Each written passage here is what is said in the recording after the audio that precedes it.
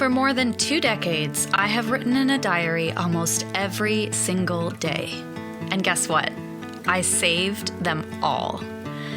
Each week, I will be reading from these archives and getting to know myself from the lens of my 10, 16, 25, and 36-year-old self. We'll explore big topics such as body image, queerness, divorce, addiction, mental health, and friendship.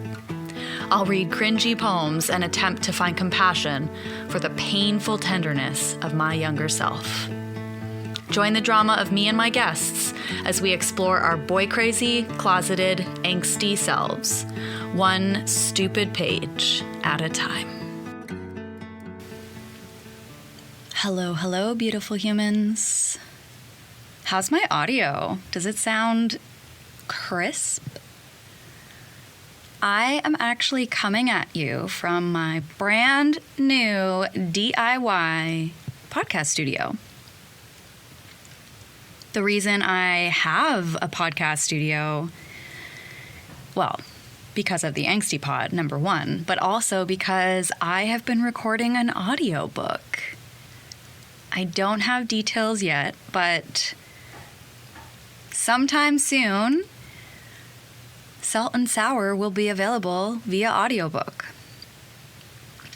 This has been a massive undertaking. I have been up at 4:30 in the morning, Monday through Friday, for the last 2 months, recording. I have learned so much about audio-related stuff. I've learned a lot about the schedules of my neighbors because when you're recording something like an audiobook where the sound quality really counts, you really get to know the sounds and potential sounds around your space. My studio is not perfect.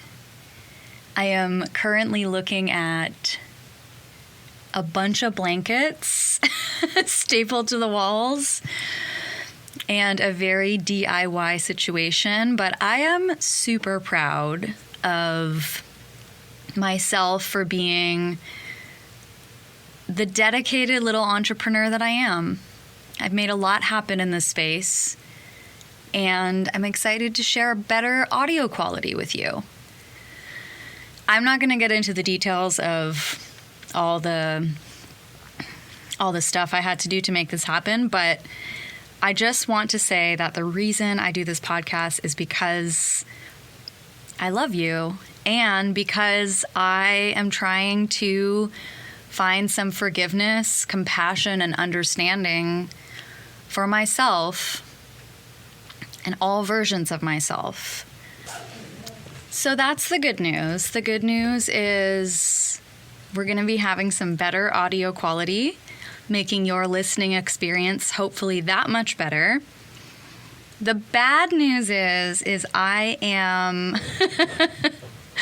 I am dog sitting a puppy. That's not the bad news. That's wonderful news. However, any noises you hear in the background are inconsequential. I cannot control this puppy. He is a menace, and he is wonderful and beautiful, and I love him so much. And I'm just going to try to, be at peace with any background noise that he creates in this episode. So happy listening, everybody. I'm so excited for today's reading and just can't wait to get into it with you. So let's do it.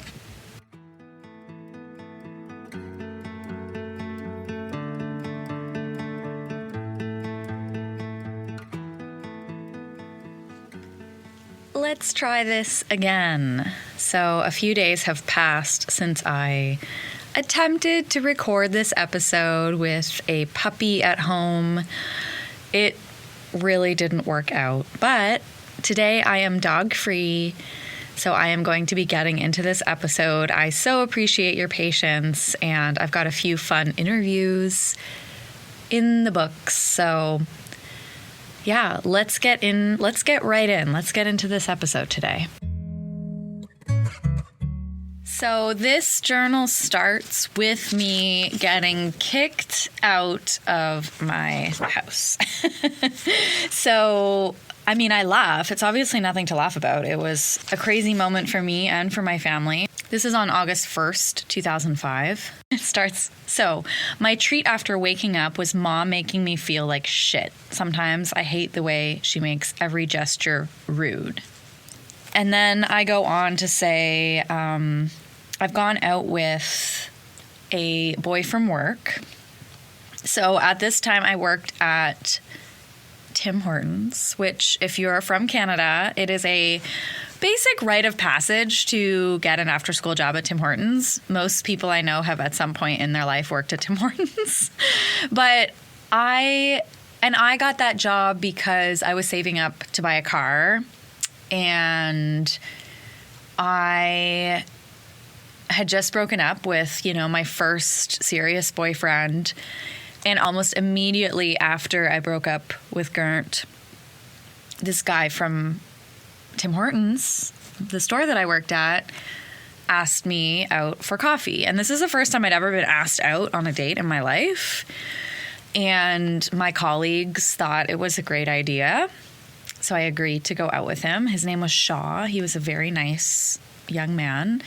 I think he was maybe 2 or 3 years older than me. We definitely weren't the same age, but I don't think there was as much of an age gap as there was with me and Grnt. He had like this beautiful caramel colored skin, and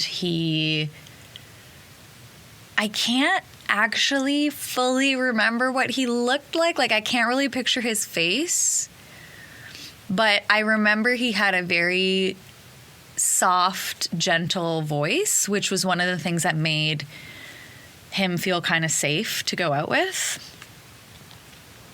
So I say, anyways, I went out with Shaw last night. He called me late on Monday and asked what I was doing today. And I said, work. So he asked if I wanted to hang out after work. So all day, I waited for the end of the day, getting teased by Ryan and Bonnie and Vicky.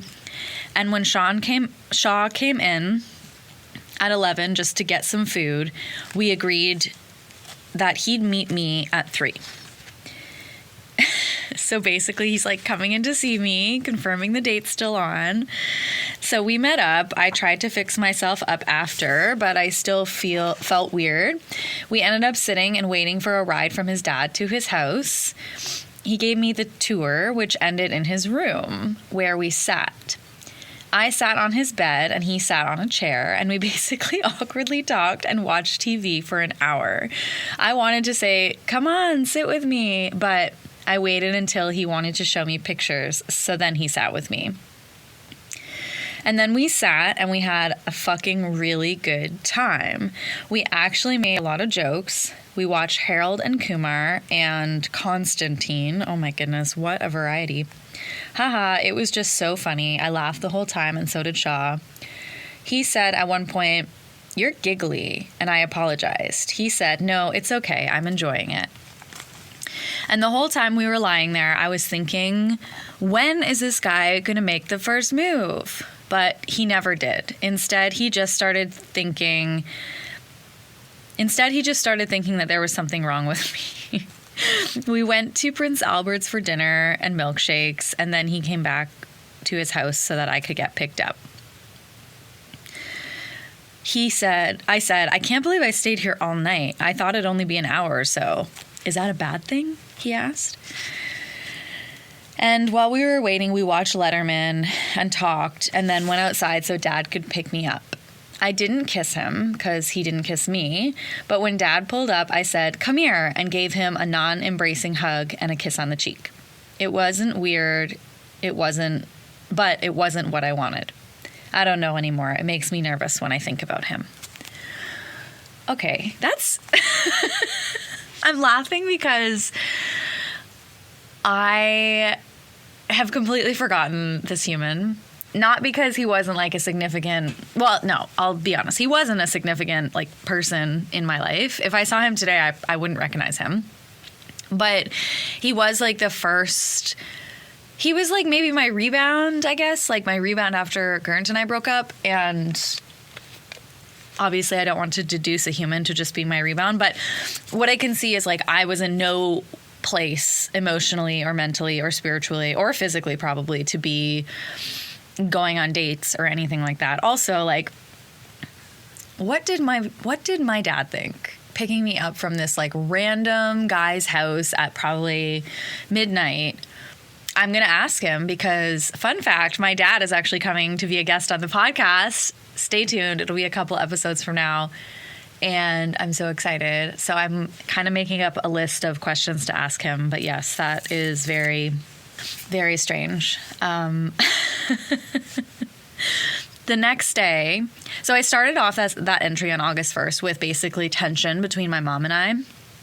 And the next day, or maybe even later than, no, the next day I wrote, so mother kicked me out.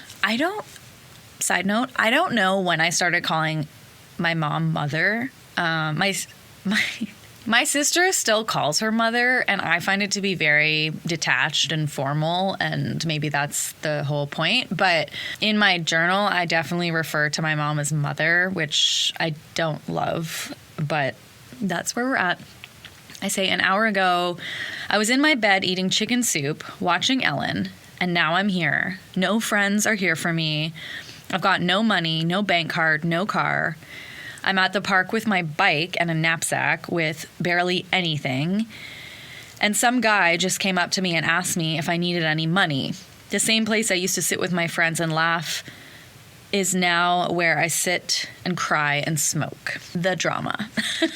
The drama. The irony is that this is actually what I wanted.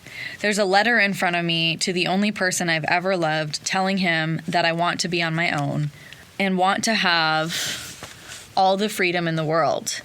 Just thinking about how I wasted my time and money and energy on stupid things like shopping and talking on the phone and driving around. Just thinking of how I have the chance to do all the coke I have in my bag right now and find a ride out to a bus station and find a cheap apartment and forget the next school year and work to make ends meet. Or maybe I could stay with somebody. Hopefully Katie or Bush or Rochelle or a friend could stand to live with me and have a parent who would want to drive me to work until I found that car I want and can afford by myself. Those are my plans. Going home is not an option. I want to make Mom suffer.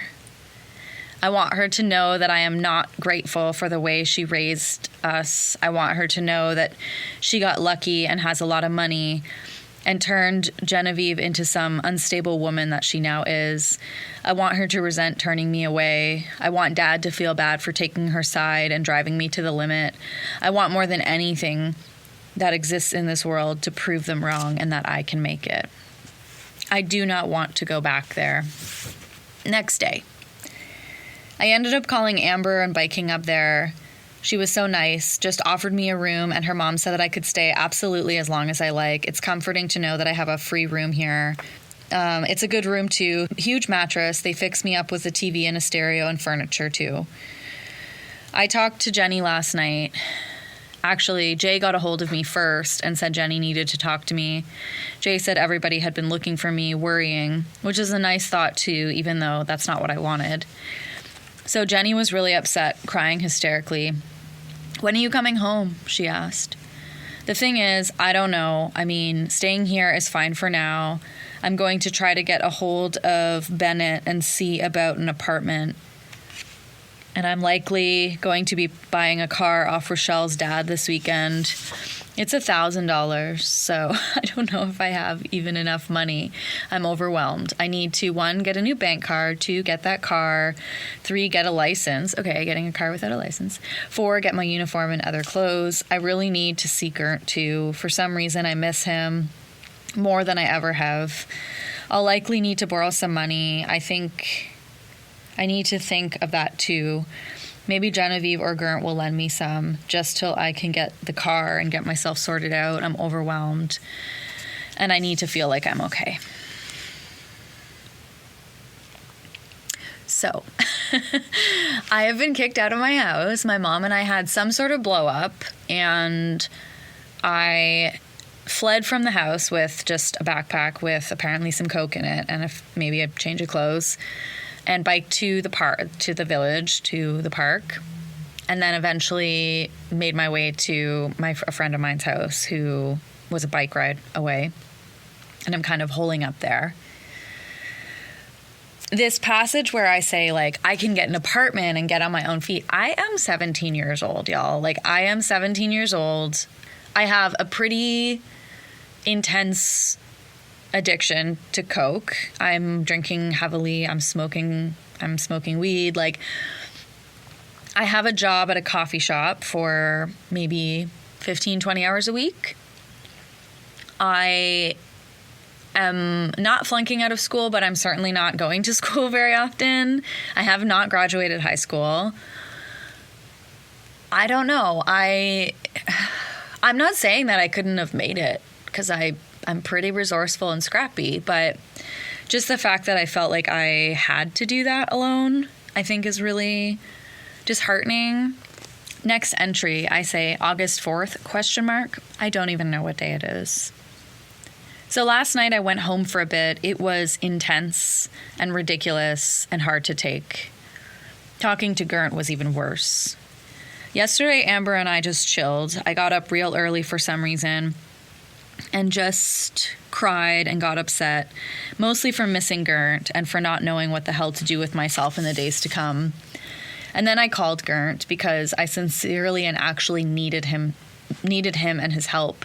He wasn't kind, though, and he didn't offer help at all. He said he'd hang out with me later, though, but he was reluctant, and I could tell. Next, I called Katie just for someone to talk to. She asked Jer, her boyfriend, if he'd drive me to London to get some shit, my bank card, license, shit like that. So I left at 12, and Katie, Jer, and I hung out. I got my mind off shit for a little while. We didn't get back too late. Katie and I just chilled. She let me use her shower. Then Jenny came over, God knows why. She was bawling, and it made me sad. I asked, why should I ever go back to a place that I hate? And she said, because I would never leave you there alone all by yourself ever. Basically, it was one huge guilt trip, and she convinced me into going home and talking to Mom for a bit. But I went to Grnt's first. And it was weird because I regretted it. I know he did not want me there because he says it makes him sad to see me. I told him I could leave, but then I took my bag off and sat with him because I needed him. At that moment, I would have taken him back in a heartbeat because I miss him and our good times so much. Oh God, I miss him so much. His face, touching him, his music, just lounging around his house and making good times. How did we end up the way we were? We were so happy. I think of the times we were running around his house, he was chasing me, and I'd be screaming, and we'd end up on the ground making love. And the times on Sunday when I would leave his house after a weekend of being there, and I'd just be so sad. I even miss our arguments because I know he loved me so much. And even when we hurt each other, I knew he was the one that I wanted to be with. And now I'm not, and I'm so lonely without him. And he told me last night that my plan of waiting shit out wasn't going to work because he's probably fallen out of love with me from just not being with me. Sighs. I literally put sighs in with stars around it. And I left his house and walked to Jay's for a smoke, but mostly just to get my mind off things. It totally didn't work, though, because I ended up moping the whole time and then just came home anyways. Talking to Mom was intense because she was all preachy. She says she regretted telling me to leave, but she didn't want me gone. We talked about stuff, and I eventually got sick of it, but tried to be nice about it, and I even hugged her. I went to Amber's anyways. We got really high and drank some beers, and then Shaw called me. At the time, I was really happy, but now I just miss Grnt. Okay, so that feels really telling. I'm basically in a really low, dark place because I am going through this breakup. I don't really have any support through the breakup. I'm also drinking and doing drugs like a maniac, and things at home are just really, really bad.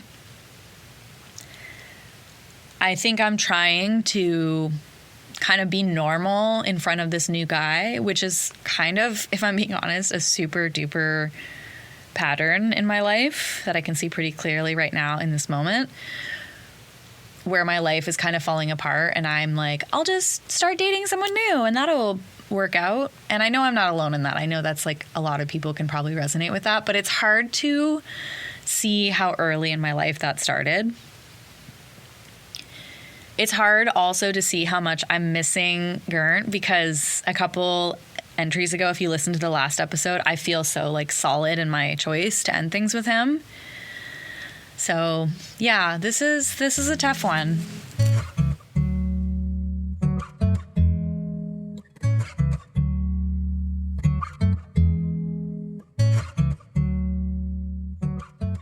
August 4th. I bought a cell phone today. Ooh, my first cell phone. 2005, baby. That's crazy. I've had a cell phone for 20 years. I bought a cell phone today from a very nice, handsome guy named Mike. It was exciting to flirt. Work was so-so.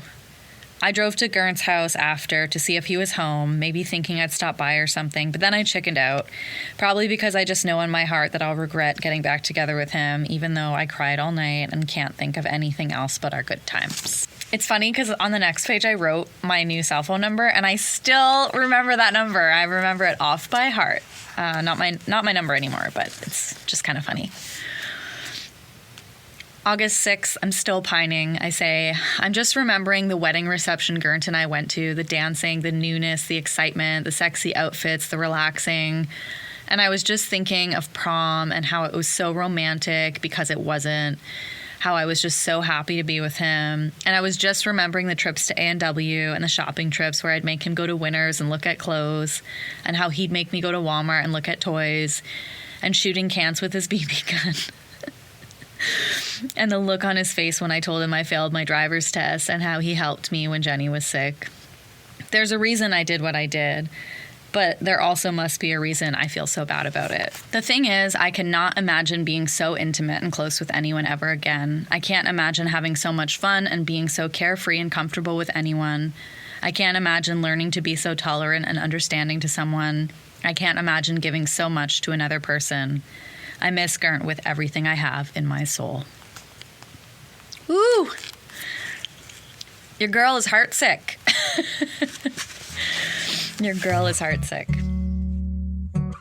But not too heartsick, because August 8th, oh wow.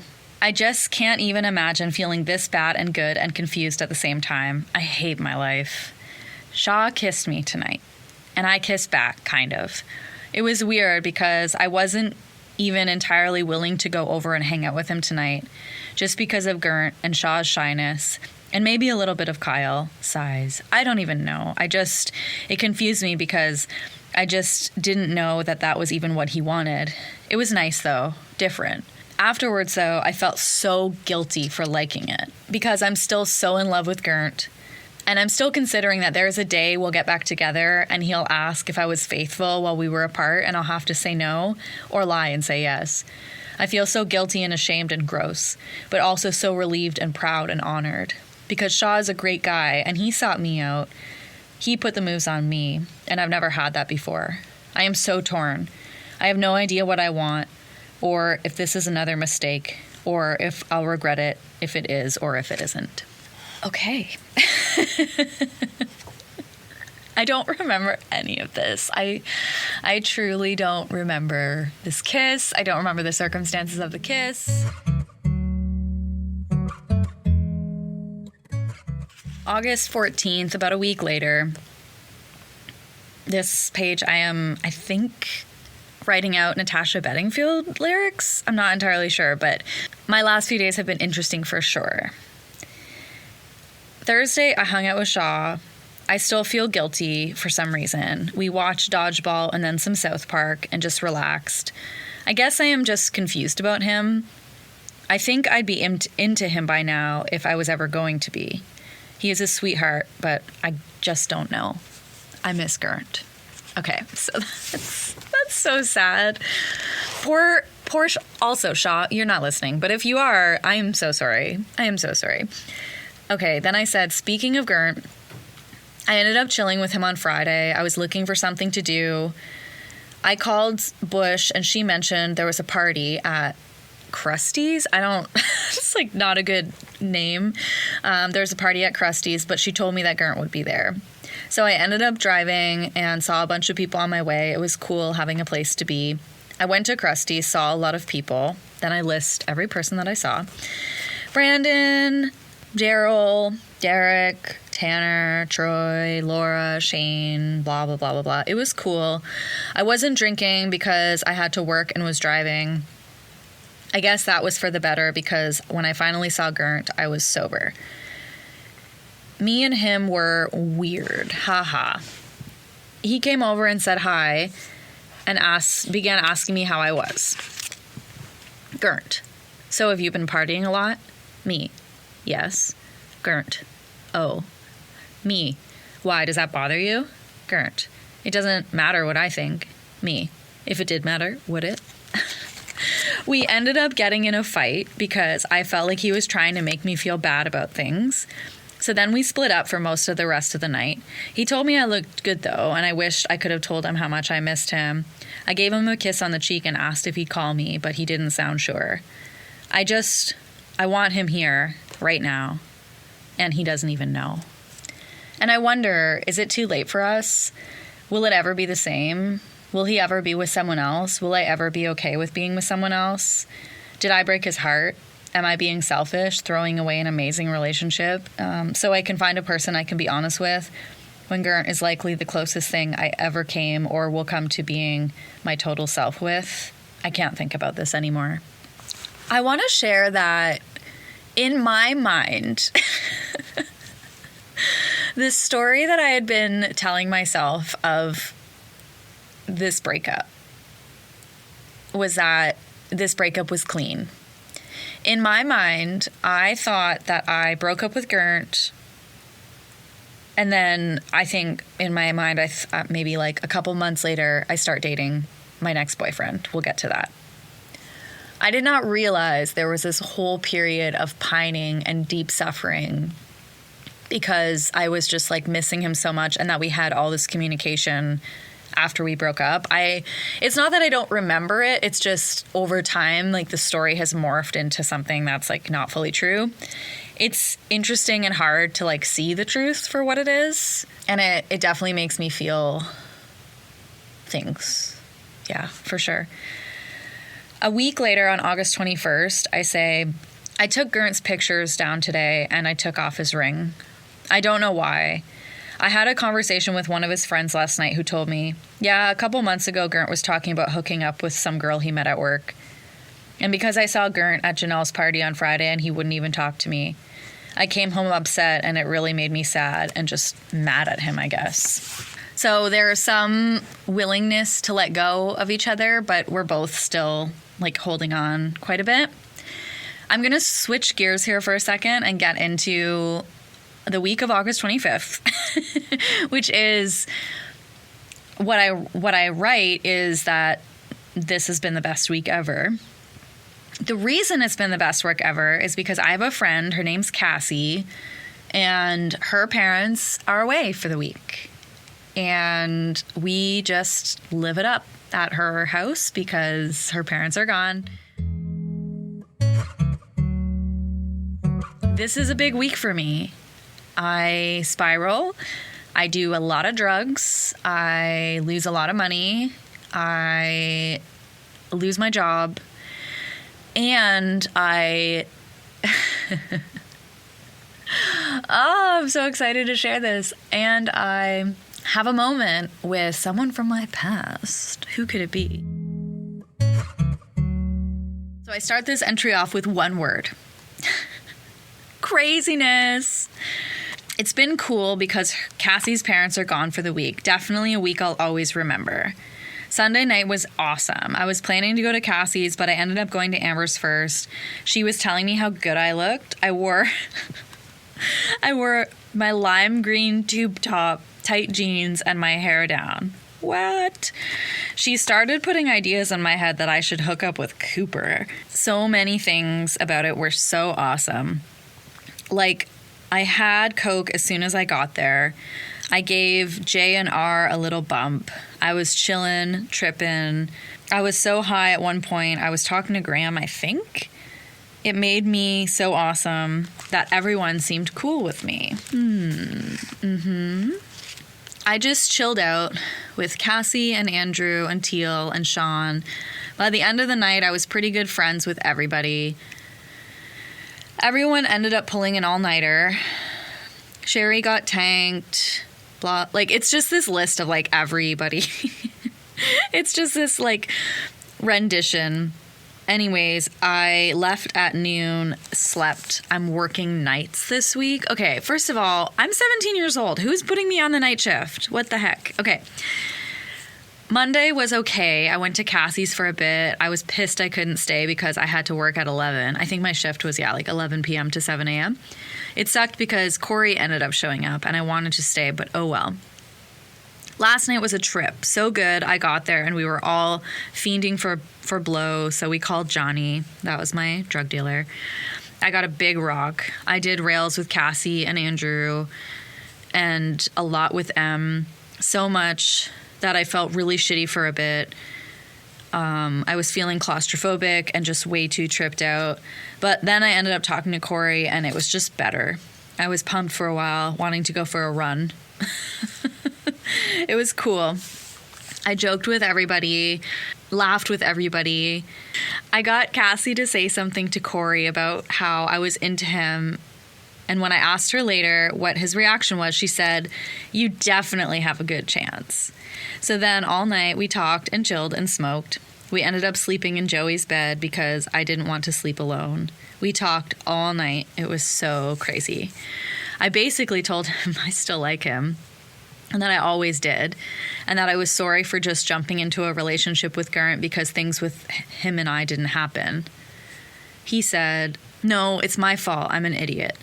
And I said, "No, it's just bad timing. Like when shit didn't happen at semi, it just made me," that's the semi-formal dance, "it just made me feel kind of like you didn't want me." He said, "I don't even know why I didn't make a move that night. You looked so bomb." Guys, this is unhinged. So we talked a bit how shit with us didn't happen, the bad timing, and how one of us was always involved. I said, "Well, maybe it'll all work out this time." Ooh. And I never put ideas in his head, but he was just explaining how he did like his ex, but it was for all the wrong reasons. Schoolboy shit, he said. He said she's not like him and not chillin' and not even really that nice. I don't know, she's not the one. Me: "Are you sure?" Corey: "Yeah." Me: "Then why are you wasting your time?" I wish I could have just told him that I'd wait for him this time, that I'm not going to let bad timing get in our way this time. But I don't know. I didn't, mostly because I don't want a relationship right now. Janelle says maybe I would if it was with the right person. Anyways, all I can think about is how good it felt that Corey was rubbing my hand. It must have meant something, even if we didn't talk about it. And how I'll react if Corey ever tells me that him and Kay are over. I don't know what's going to happen. Like, there's so much in this entry. This makes me giddy and feel like so immature, and also mostly giddy because I'm just remembering that time of like, I like this guy so much. And you can go listen to all the past episodes of like my basic obsession with this guy. And it is true that like we had an opportunity to get together. We went to this dance. We got all dressed up. We went to this school dance. I thought it was going to happen for us that night, and then like nothing happened. And then very soon after that, I ended up with Grnt. So is it going to happen for us? Wait and see.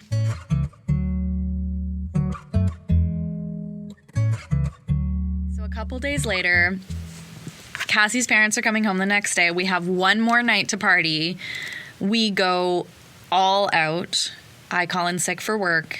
And we party all night long. I say last night was so cool. I wasn't even going to go out because I was supposed to work this morning, but I ended up calling in sick. Janelle called me and I asked if Corey was there, and she said he was, so I decided to go see him. I felt good about myself. I felt like the night would be promising. I got there and had a few beers and mostly just chilled. I asked Janelle to say something to Corey about me, just to let him know how into him I am. And Cassie told me earlier that he was definitely attracted to me.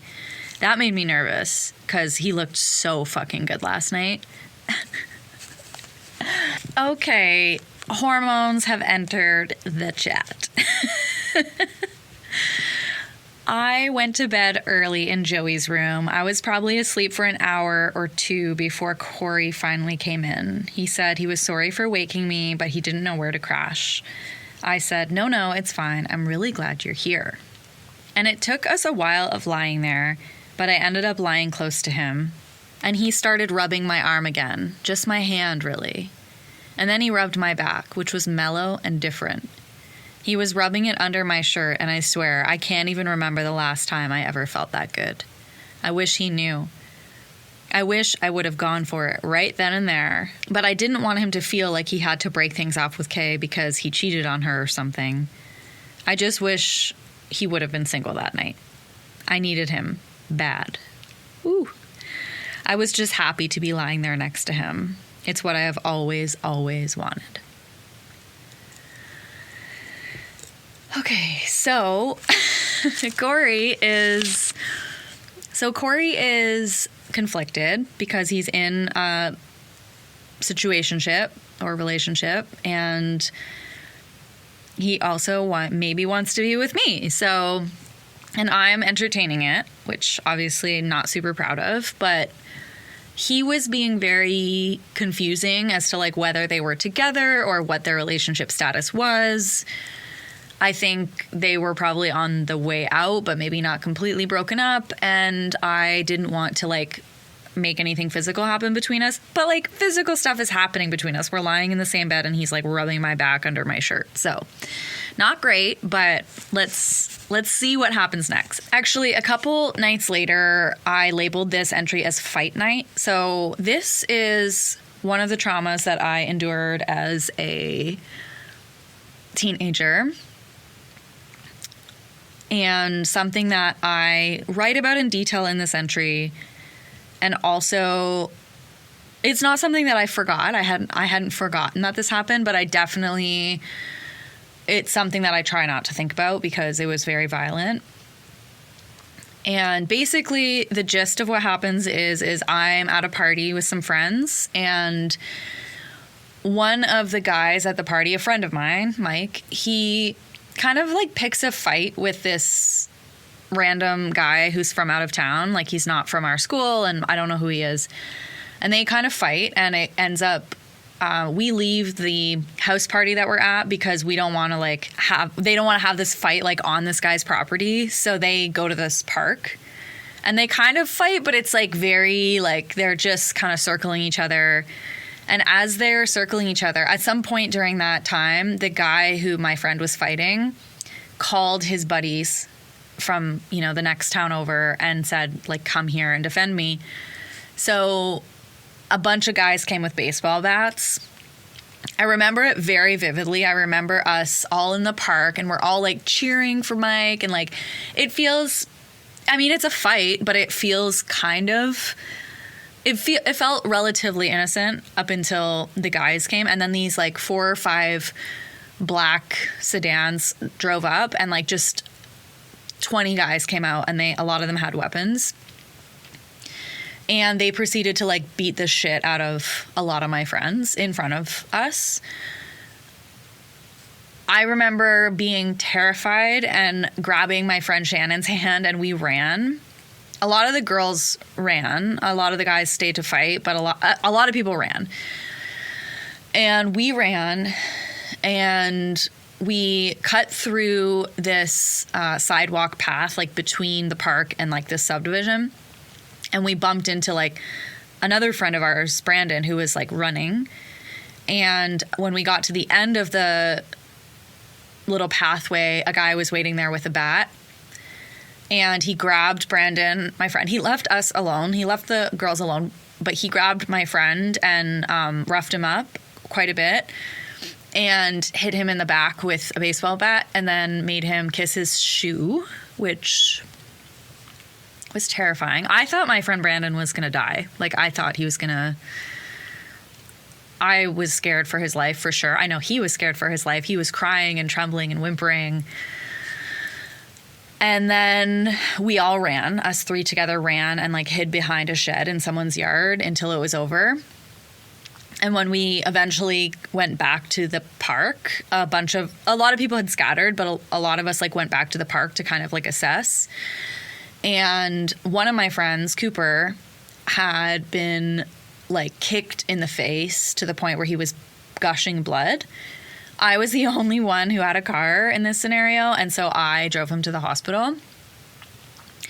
Thankfully, Cooper was okay. He didn't have any, like, head trauma. I mean, he didn't have any brain trauma. He had head trauma for sure. His mom was, like, a nurse who worked at the hospital that I drove him to. So, like, he got in right away, got stitched up, and, like, ended up being fine.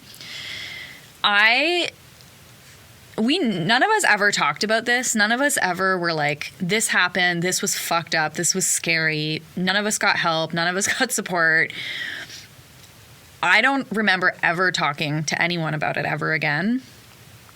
I think it was in the newspaper, and I think my parents asked me about it and asked if I was there, and I just said no. But yeah, it was labeled as, like, gang violence. The crew that came in the black cars were part of, I don't know, a gang. It was something that I was traumatized by. I wish I wouldn't have witnessed. I think the memory that stands out the most for me is my friend Brandon snotting and crying and me, like, because the guy eventually left us alone, and my friend Brandon was crying and snotting, and I just hugged him and I just kept saying, I'm so sorry that happened to you. And yeah, it was really awful. This entry kind of just relays all of the information that I just said. It's Sunday the 28th, and I say, last night was the most fucked up night of my entire life. There was a big fight in Dorchester. And I just kind of share those details. I say... I mentioned that. I say they ended up running Brandon down. Well, him and Shannon and I were trying to flee. I felt so bad. I hugged him and held his hand and just apologized over and over. Poor guy.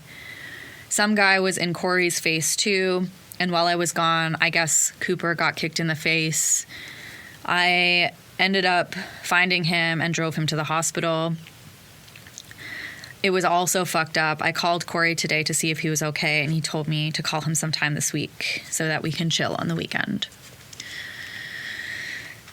So, that was a lot. I recognize that was a lot. Let's all take a, like, collective breath together. Yeah. So, up until now, a lot of the entries that I've shared, there's been this back and forth where I am immersed in two worlds. I'm immersed in the world of partying, drinking, doing drugs, doing adult things, and the world of, like, childhood and being a kid and being kind of, like, responsibility free and being innocent. And what I see in this journal specifically is, like, I'm no longer really in those two worlds. I'm only in that first world. My childhood really feels like it's, like, gone at this point. And technically, like, I'm almost an adult. Like, I'm 17 going on 18. I've seen a lot of things. I've had, you know, a lot of experiences.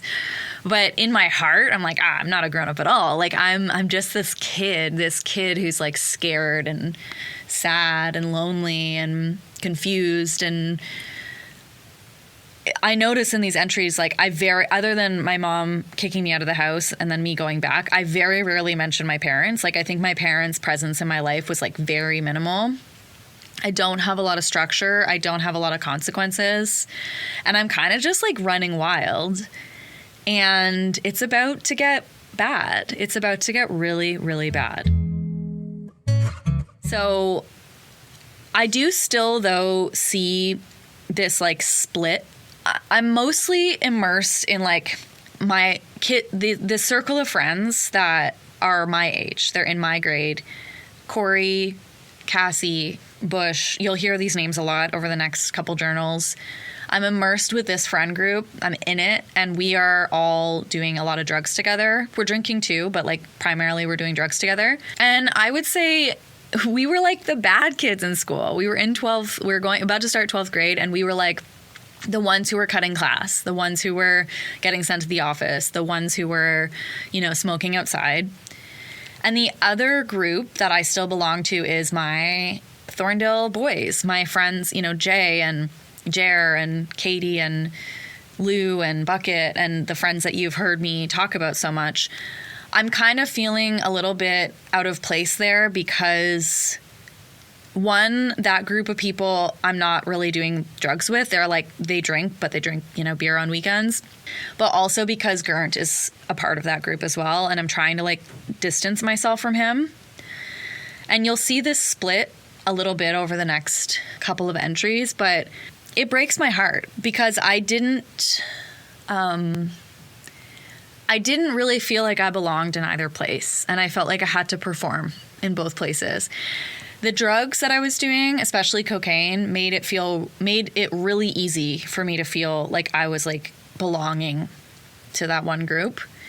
It made me feel like I was liked, like I was funny, like I was accepted there. And so it was hard to go and hang out with my other friends where I wasn't doing coke, and I just felt like I was kind of floundering. On August 29th, I kind of write an entry about it. I don't name any of this directly, but I can kind of see it. I'm excited to be friends with everyone again, but I don't want to fuck it up and get fucked over or lost in all the drama. That's why I liked going to Lou's baseball game, actually. I just joked around with Lou and Joan, Donnie, Bucket. I stayed the whole game because Lou looked excited to see me. And I don't know, I guess I just felt comfy there. I thought of Corey last night a lot. Woke up, rolled over, and just thought of him being there and smiled. Okay. Getting back to the Grnt of it all. September 1st, I say, on Tuesday morning, I found a box on the hood of my car. I didn't realize for a few minutes, but it was a box of all the stuff I have ever given Grnt in the box that I made him. He crossed out Yoda and Grnt forever, which is fair. But just the fact that he did something like that, knowing it would hurt me, it pissed me off to no end. Oh, he also lit the box on fire. And then a few days after that, I put the ring that Grnt had given me. He gave me an Irish ring on the hood of his car with a note that said, like, we're done. I mean, all of this is, I guess, to be expected. Like, we're not getting back together. We're not really talking. And I'm already involved in, like, a new situationship with Corey. So let's see what happens there.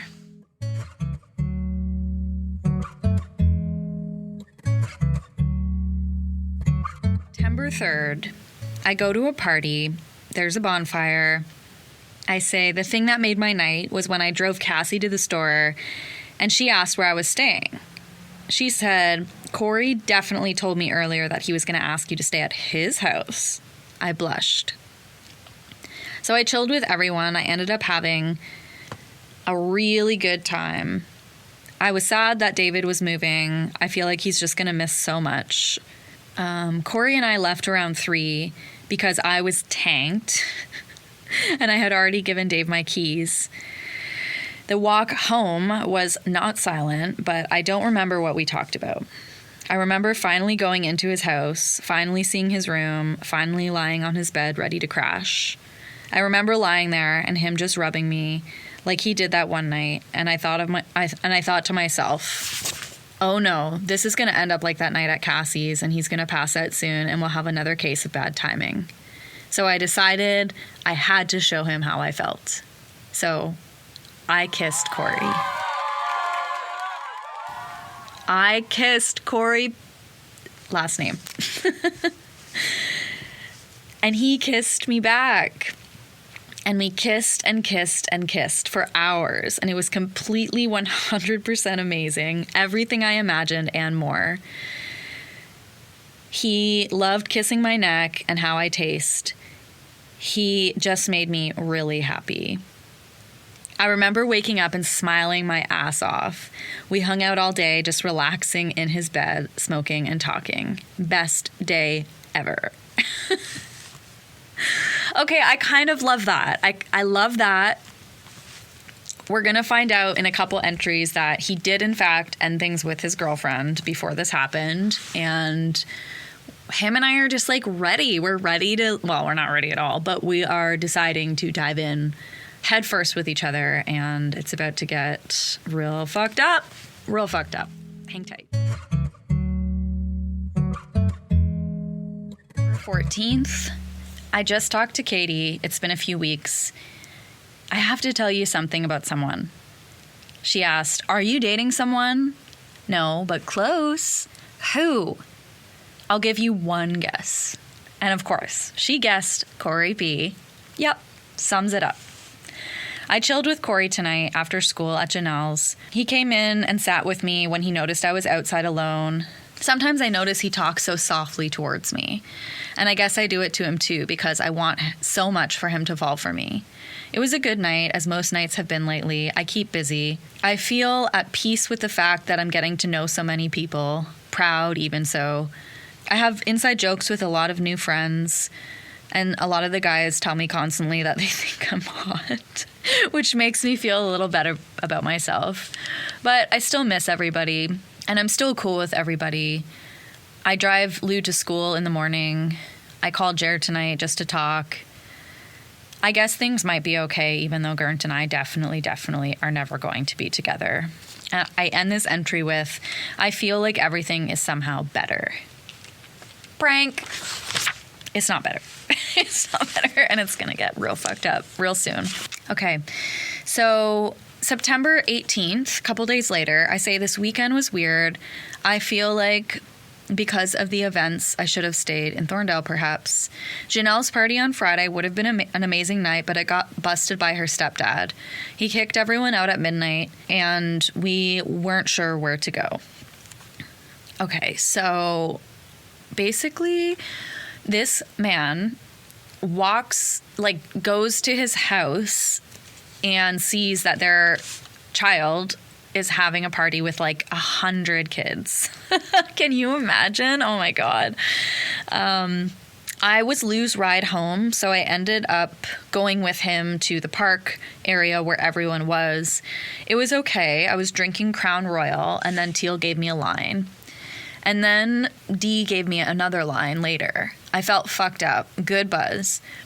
I worried about Lou because he was tripping so bad. Janelle got sick and puked in her bed. We all made sure she was okay. And then I went back to the park. I ended up having to drive Lou home, but before we left, Cooper took me aside. He was really drunk and tripping out, but he started telling me that Grnt and him weren't going to be friends anymore because Cooper is friends with me. And Grnt threatened to stab him because of it. "Don't talk to me if you hang out with my ex-girlfriend," he said. I'm so worried about Grnt. I just want him to be okay, but he really is not. I actually cried today because I had a scenario in my mind of Grnt killing himself over this. I just don't want him to do something stupid, and I'm scared because there's nothing I can do. Anyways, I ended up staying at Corey's house. We left around 3. It was different. A very sexual night is a good way to describe it. I don't remember who started it this time, but we always lie in his bed, and after he turns the lights off and I take my contacts out, we lie there and talk and rub each other, and then we're usually silent and face each other and just breathe, and then we get close and I kiss him, and that's how we start. Wow. It was more aggressive. He was biting my lip, sucking on my ear. I remember being on top of him and saying, "I wish I could leave some marks on you." He said, "Why can't you?" And I said, "Because you'll be in trouble." And he said, "With who?" And I said, "Gee, I don't know, your girlfriend?" He said, "Oh, we definitely broke up." So I did leave my marks, and I took off my shirt this time. And all at once, while he was kissing my chest and skimmed his hands down my pants, I felt nothing but sheer and utter bliss. We woke up and had a smoke together. It's nice, the routine, how it's comfortable.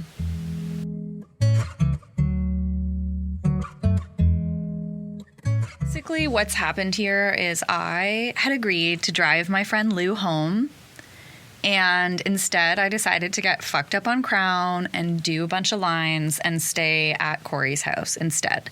Not proud of it, and the next day Lou called me and was upset, justifiably, because I ditched him. We made up, and he invited me over, and we went for a walk, and then we went back to his trailer and did lines together and sort of like talked it out, I guess, in a way that like I shared with him that I was just struggling between these two worlds, and that I kind of put him in the world of Grnt, but really he wanted to be in my other world. And I think the way that we decided to share that world was we both did cocaine. I don't even know if this makes sense, but I made it make sense in my journal entry and in the conversation that we had. This journal's coming to an end, and on September 22nd, I can see just how wrapped up in Corey I am, and this doesn't begin it. We already saw it with Grnt, but this continues my long pattern of completely abandoning myself and all my friends when I am interested in somebody romantically. So September 22nd, I've been thinking about Corey nonstop lately. I always just think about kissing him. Sometimes I think I don't want to date him just yet, not until I figure things out for myself completely. But other times I just want him to be mine all the time. I just really genuinely love being with him. I think I should talk to him and tell him all this. I guess I'm not sure if I'm ready for this, but let's just say I'm ready to find out. So this has been a joy to read and reflect on, and also like I'm like, oh my God, life's crazy. My next journal, the next entry starts with a devastating line and another big trauma in my life. I'm going to start the next episode there. In the meantime, I'm going to share an episode in the credits of this where you can find the story that I'm going to tell in the next episode if you want to kind of warm up with what went down. It involves my dear friend Lou, and it's not a fun story to share or relive. So I'm going to take care of myself in between now and then. But in the meantime, I wanted to say thank you so much for listening. Thank you for coming on this ride with me and Corey and my friends and listening and supporting. If you are somebody who has a journal that you want to read on the podcast, I would love to talk to you. You can reach out to me at yoda@thedoulaofwords.com, and you can find all my work there at doulaofwords.com. Thank you so much for listening. Big love, and we'll come back next week with another absolutely unhinged, insane episode. Big love.